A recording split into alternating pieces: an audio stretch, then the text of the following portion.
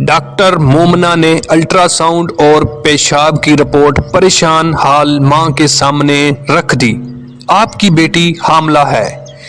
14 साला बेटी साथ ही मुआयने वाले कमरे में बैठी उंगलियां मरोड़ रही थी और बेआवाज रो रही थी। डॉक्टर ने अंदरूनी दरवाजा खोलकर अंदर झांका और फिर वालदा को इशारा किया कि वो अपनी बेटी से मिल ले। बेआवाज दरवाजा खुला, दूसरे कमरे से हल्की सी सिसकियों की आवाज आई और फिर दरवाजा बंद हो गया। माँ और बड़ी बहन दोनों के कदम बोझल हो चुके थे। आंखों में बेयकीनी और दिल में बेपनाह खौफ था। वो धीरे धीरे बेटी के करीब आईं, जो अब भी सर झुकाए अपनी उंगलियों को बेबसी से मरोड़ रही थी। माँ ने लरजती हुई आवाज में सवाल किया, उसका बाप कौन है? राज जो जबान पर न आ सका, लड़की ने आंसू से भीगी आंखें उठाईं और फिर एक लम्हे के लिए माँ की आंखों में झांका, लेकिन अल्फाज उसके होंठों पर आकर दम तोड़ गए। अम्मी, मुझे कुछ नहीं पता। उसकी आवाज कांप रही थी। माँ का दिल टहल गया। उसका हाथ खुद ब खुद बेटी के रुखसार पर जा पड़ा, ना जोर से ना गुस्से से, बस बेयकीनी और बेबसी की कैफियत में। क्या मतलब? कुछ नहीं पता? कोई तो होगा। बड़ी बहन ने आहिस्ता से माँ का हाथ पकड़ा। अम्मी, पहले इसे सुकून से बात करने दें। माँ की आंखों में बेयकीनी के आंसू तैरने लगे। वो अपनी बेटी को अच्छी तरह जानती थी, फिर ये सब कैसे हो सकता था? बेटा, कोई तुम्हें वर्गला रहा था? किसी ने धमकाया? बहन ने नरमी से पूछा। लड़की ने सर झुका लिया। आंखों से आंसू टप टप करके उसकी गोद में गिरने लगे। फिर बहुत मुश्किल से उसके लब हिले। मुझे कुछ याद नहीं, बस एक दिन स्कूल से वापस आ रही थी, फिर चक्कर आया और उसके बाद कुछ नहीं मालूम। माँ का दिल जैसे मुट्ठी में आ गया हो। उसकी सांस अटकने लगी। ये इसके साथ क्या हो रहा था? उसकी मासूम बेटी। डॉक्टर मोमना ने नरमी से माँ के कंधे पर हाथ रखा। ये बहुत संगीन मामला है। हमें फौरन पुलिस को इत्तला देनी होगी और मुकम्मल मेडिकल चेकअप करवाना होगा। माँ ने बेटी के आंसू साफ किए, उसकी पेशानी चूमी और फिर धीरे से कहा, बेटा, मैं तुम्हारे साथ हूं। हमें सच जानना होगा, चाहे जैसे भी। खामोशी के पीछे का दर्द। रात के पिछले पहर, जब सब घर वाले अपने अपने कमरों में जा चुके थे, माँ ने अपनी बेटी के पास जाकर खामोशी से बैठ गई।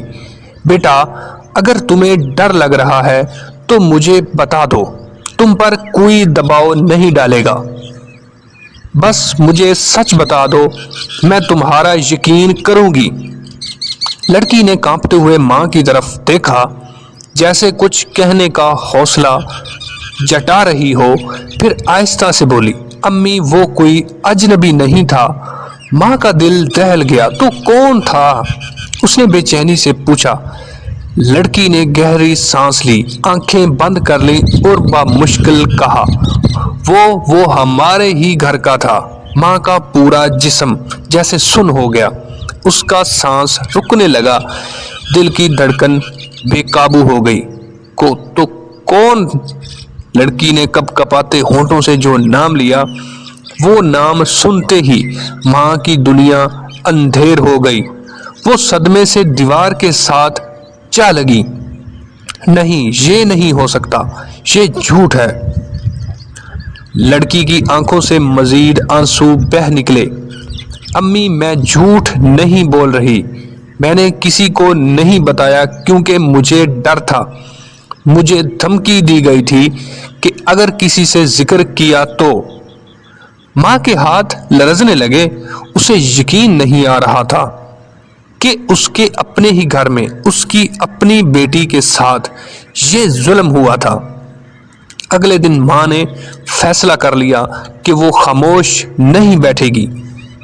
وہ لڑکی کو لے کر پولیس اسٹیشن پہنچ گئی، رپورٹ درج کروائی گئی، میڈیکل چیک اپ ہوا، اور سب سے بڑا دھچکا تب لگا جب ڈی این اے ٹیسٹ کے نتائج نے سب کچھ ثابت کر دیا۔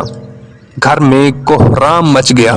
خاندان کے کچھ افراد نے ماں کو دباؤ میں لانے کی کوشش کی، کہا کہ عزت کا معاملہ ہے، خاموشی اختیار کرو، مگر ماں نے دو ٹوک جواب دیا، عزت اگر ظلم برداشت کرنے میں ہے تو مجھے ایسی عزت نہیں چاہیے، میں اپنی بیٹی کے حق کے لیے لڑوں گی۔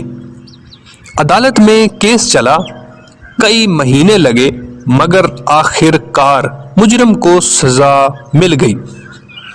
لڑکی نے بہت صبر کیا، بہت اذیت سہی، مگر آج وہ سر اٹھا کر جی رہی تھی۔ ماں نے اسے بازوؤں میں لے کر کہا، بیٹا تم نے ہمت کی، تم نے سچ کا ساتھ دیا، اور تمہاری ماں ہمیشہ تمہارے ساتھ کھڑی رہے گی۔ اور اس دن اس چھوٹی سی لڑکی کی سسکیاں خاموشی میں دبنے کے بجائے ایک گونج بن چکی تھی، ایک ایسی گونج جو دوسروں کو خاموشی توڑنے کا حوصلہ دے سکتی تھی۔ ناظرین، اب یہ فیصلہ آپ لوگوں نے کرنا ہے کہ یہ ڈی این اے کس کا ہو سکتا ہے۔